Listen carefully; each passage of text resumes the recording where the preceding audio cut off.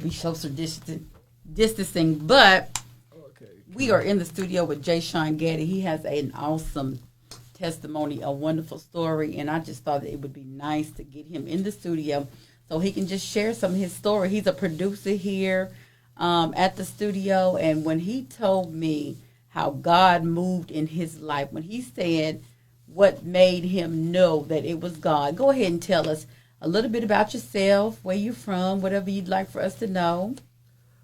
Like I said, my name is Jashun Gaddy, and I am a member here at Access 21. I've been here for over about 10 years, whatever. I have been involved with the basic studio class, editing, all the classes basically. And I have, and one of the things that got me here was through my vocational services, and that was to find me a job in the broadcasting field. Oh wow! Because I graduated from East Carolina as a broadcasting major, but in 2001 I had a brain aneurysm, and so that kind of took me out of. Because you were telling me that you had gone to college and everything, and I guess you were roommating or what have we. You're right. Yep, I was in my apartment, and I think at the time I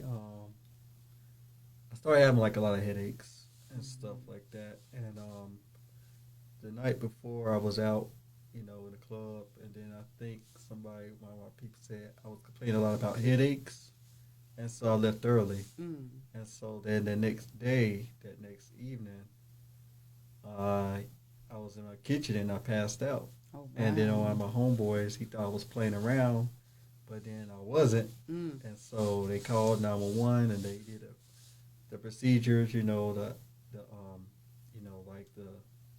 hyper, the mouth to mouth and everything. And so they took me to the hospital, and then this was in Greenville too. So Greenville from Charlotte back then was like 4 hours. Wow, South Carolina or North Carolina? North Carolina. Be about at most maybe 3.5 because they got like a lot of highways and stuff now. But back then, and so my mom and dad they didn't get there until like that early morning.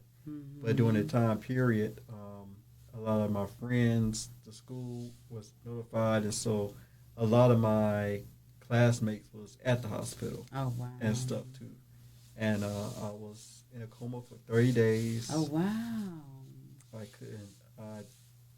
couldn't. When I woke up, I couldn't walk. I couldn't talk. I couldn't do anything. I had to learn. It was like an amazing recovery. Yes, it's amazing. The doctors was so great, and thank God. I mean, and I liked how the doctors were also God, fearing, and they were Christians too. They wanted to pray for me, and they just it was kind of funny because one of the stories was like one of the nurses. They were. I know nurses have to be kind of matter of fact. They can't really, but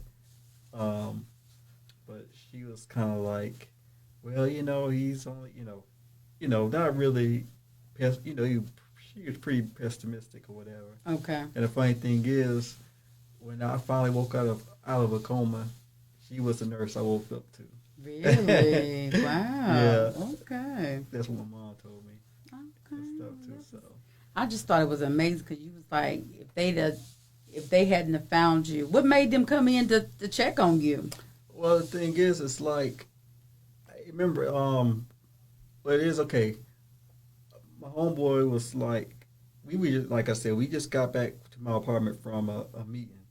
And so instead of them both going to the parking, to take the shuttle to the student car parking lot, he told one of my other friends, well, you stay at the apartment, you stay here, I'll get the car and I'll come back and scoop you up. Instead of them both having to take the shuttle to the distant parking lot. And so if they both would have left, I wouldn't be here right now. Wow. Look how God just automatically intervened. Yes. It's like you got to do something different. Wow. Yes. And so if it wasn't for he changed that situation exactly to create or orchestrate that so that they could find you just in time. it's just so, it was just so planned. And just a lot of the things in my life that I'm looking back and it's just like, it's just too, maybe the first couple of situations, people could say, oh, that's kind of ironic. But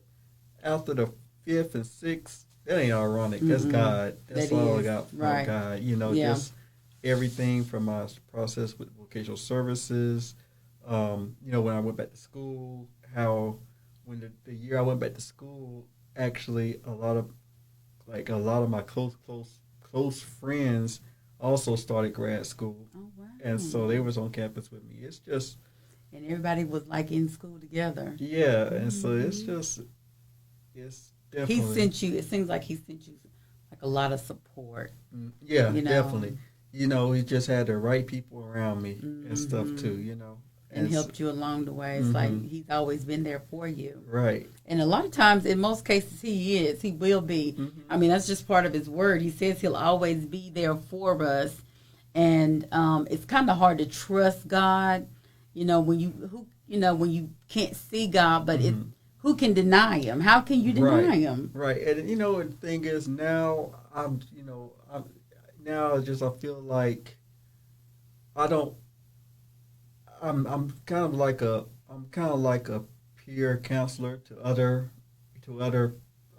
people with brain injury, because I'm very comfortable in my, I had my injury about 20 years, almost older than how old I am, and stuff too. Telling it, ain't you? Yeah, and so and so that's a blessing, because and so I have experienced, I have felt all the emotions of the process of,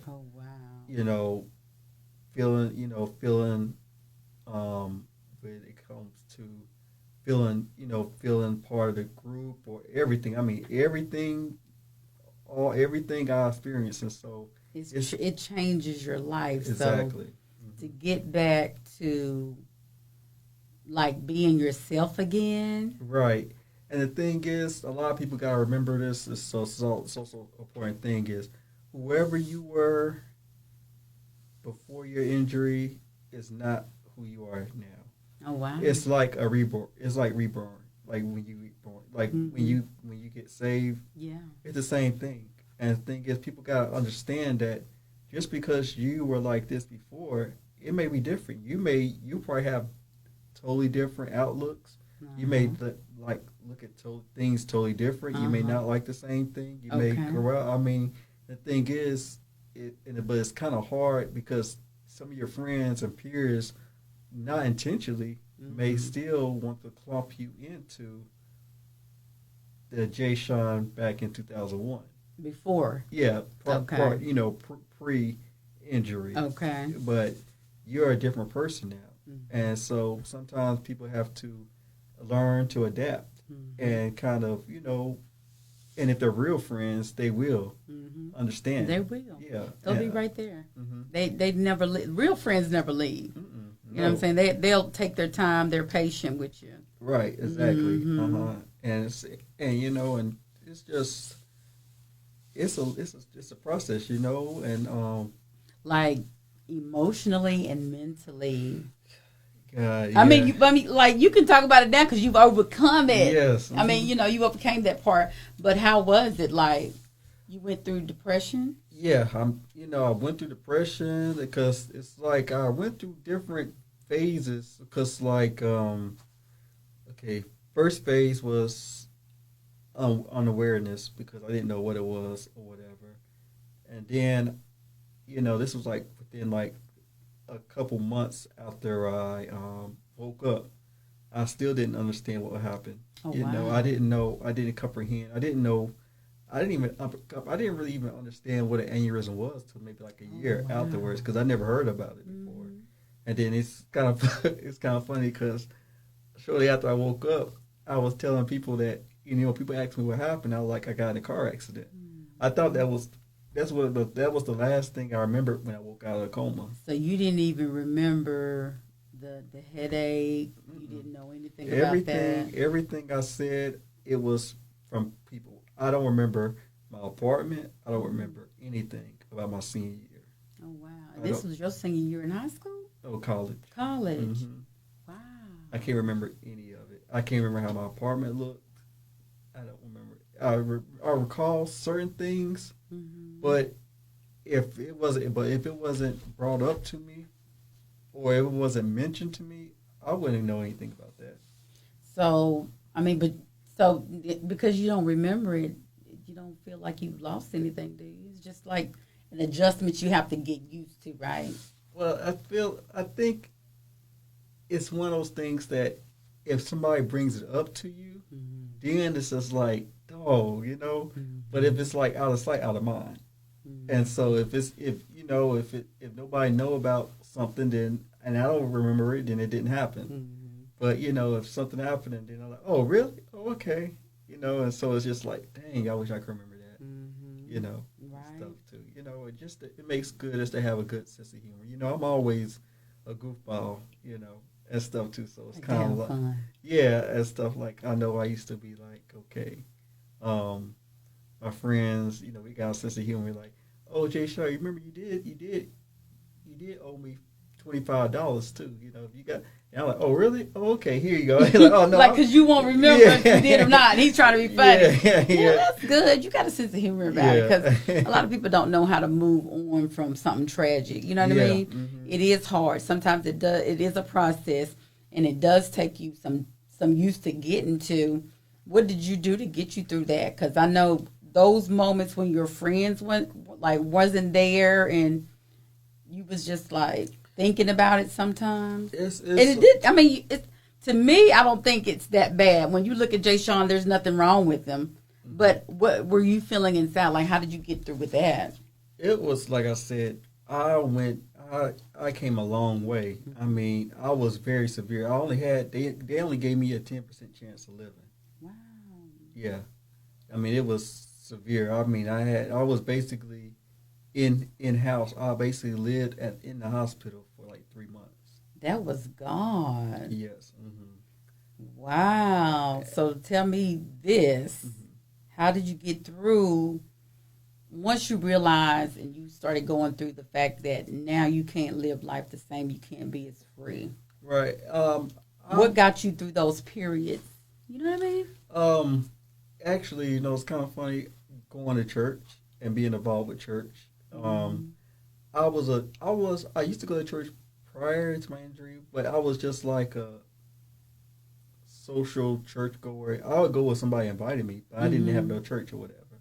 And so when one of my best friends, Leah, she during this time she left her church because of something, and so she started going to Elevation, and she was like, I'm not sure if I'm supposed to be here. I just feel like, but God wants me here. And she wasn't really feeling it, but she was just like, but God is giving her, and telling her to go there. And so then the one time, like, she's like, did you get through with that? It was like I said, I came a long way. I mean, I was in the church before my injury because then it's like, because I felt like I wasn't able to really comprehend a lot of stuff because the Bible was pretty, kind of hard at times and stuff too. So it was like, I don't understand. Can't remember and everything. And so going to Elevation, it was just like, oh my God, because it was very, very easy. It was easier for me to understand the teaching. It was just like relatable. It was basically like teaching like Bible lessons and stuff, and so I was able to actually understand that. I was actually able to recall the sermons, and then even after that, and then when I'm going to other churches like my grandma's church or something like that, it will really help me out because like I know exactly what they're talking about. Oh, okay, I see. I'm not lost no more. I know exactly what that's talking about, and I'm able to comprehend or get the idea about the preaching, and so I'm not zoning out. I'm more like, okay, I'm engaged or whatever. Maybe because I'm gluten, because like, oh, I know this. Yeah, because those Bible studies do help, don't they? Yeah. Once you get into, like, once you read it and then you come to church, it used to be, for me, it was like what I read that week or before. Once I get to church, my pastor would preach on it, and then I would have a clear understanding. And I'd be like, who told him I read that this week? Exactly, you know what I'm saying? Like, how did he know I was reading that? Or it's just like, to me, it just seemed like every Sunday, it just seemed like your pastor have a service, but then the service that you heard on the radio or somebody else was talking about the same thing. Mm-hmm. It just seemed like it always happened with me. It's just kind of like, wait a minute, they talking about the same thing that my pastor talked about, or today or last week or whatever. Yeah, definitely. He just had the right people around me and stuff too. And helped you along the way. It's like he's always been there for you. Right. And a lot of times, in most cases, he will be. I mean, that's just.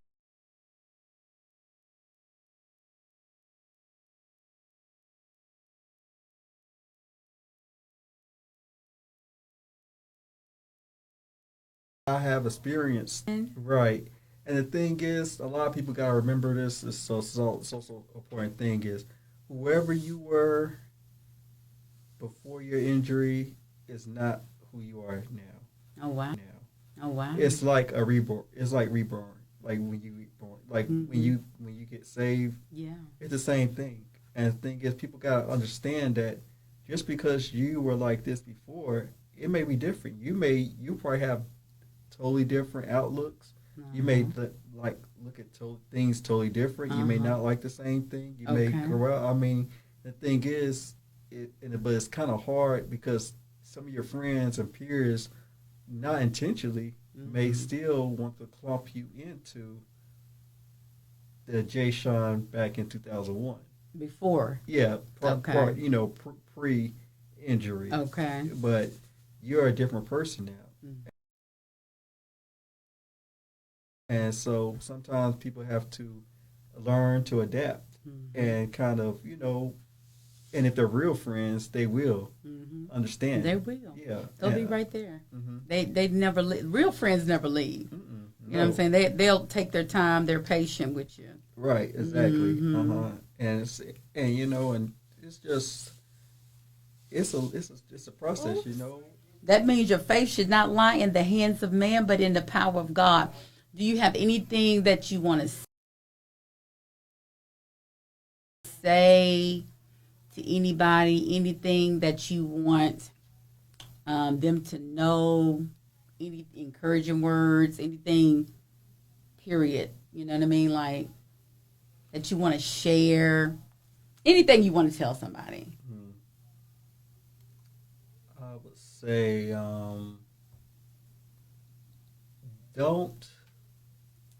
don't question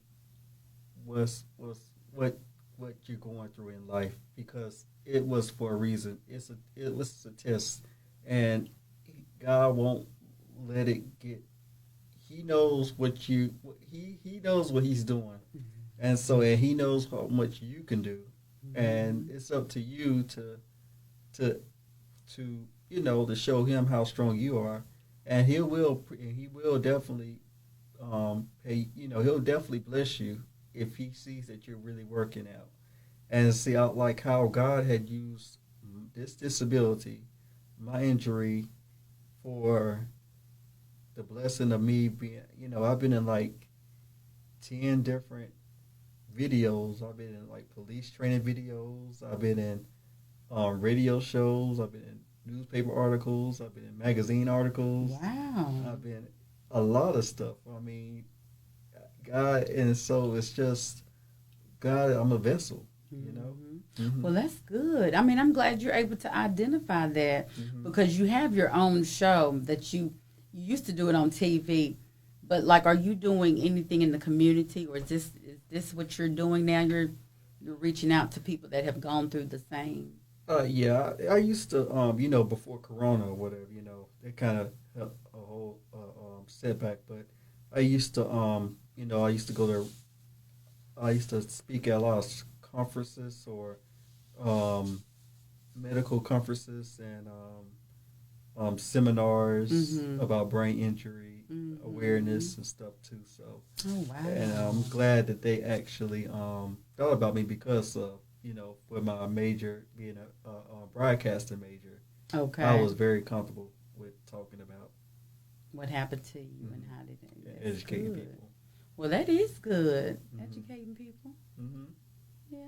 Well, all right. I am so blessed to have you on the show. This worked out, didn't it? Yes. I am so glad. Yeah. Thank you, Lord. We have Jashun Gaddy in the studio. He came to spread the word. Thank you. Share his message. Because, see, it's never about us in the first place. No. We got to learn how to get back to that place where we're giving God the glory and not forget where we came from. Because none of anything that we ever do was done out of our own strength. It's like when we get there, though, we forget all of the basics. We forget who made things happen. We forget who brings us this far. We forget who heals us. We forget who delivered us. We forget who moved in the situation that we were in before. You understand what I'm saying? Yes. And it's always God that will remind us, no matter where. And we do need a reminder, because we were not created for ourselves. We weren't created to glorify earth, people. Idolatry. We weren't created for that. So I'm so glad that you were able to come on and, again, tell us about your show, because you do have a show. I've seen it on YouTube. Was it on Facebook? I think I posted a link to it on Facebook when it aired some years ago, but it's called The Voice of Brain Injury, and it's about the first episode is interviewing my first boss at the radio station. Okay, and he talks about, I talk about myself and my journey, and then he also kind of talks to some of the people that